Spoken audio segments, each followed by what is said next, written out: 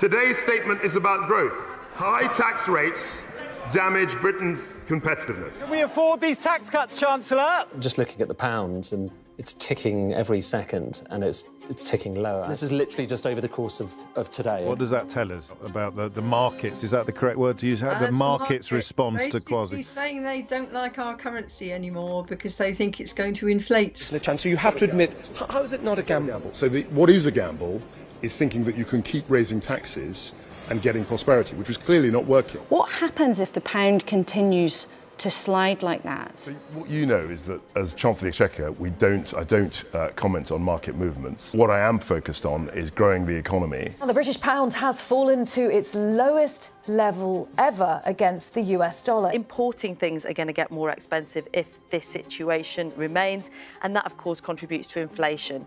Prices going up incrementally. The pound has been so badly smashed around, and sentiment is now so negative on it. Does the Bank of England try to intervene? What are you going to do about the turmoil on the markets this morning, sir? I'm not going to make any comment now.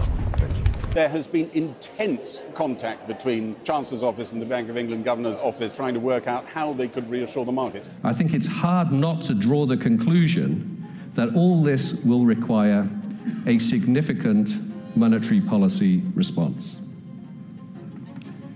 Let me leave it there.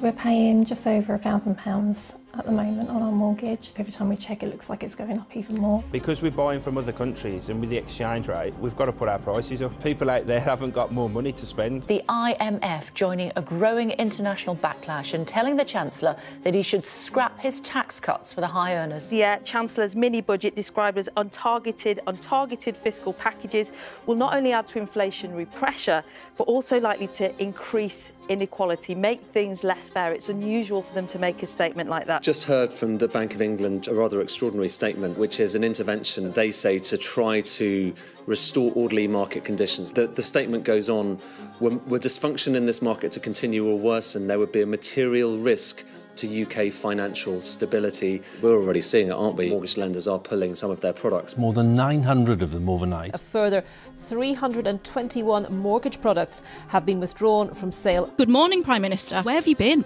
I think we have to look at what situation this country would be in if we hadn't acted. Do you have a message for the markets, Mr. Kwarteng? Absolutely. We're sticking to the growth plan and we're going to help people with energy bills. Well, a new poll highlights the scale of the crisis facing the Prime Minister. It shows Labour 33 points ahead. Prime Minister and the Chancellor preparing to meet the head of the Office for Budget Responsibility. That's the independent watchdog for the UK's public finances. Well, I welcome it happening, but there is an element of closing the stable door after the horse has bolted.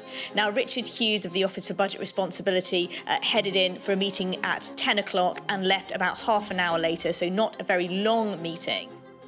So, isn't the meeting a little too late?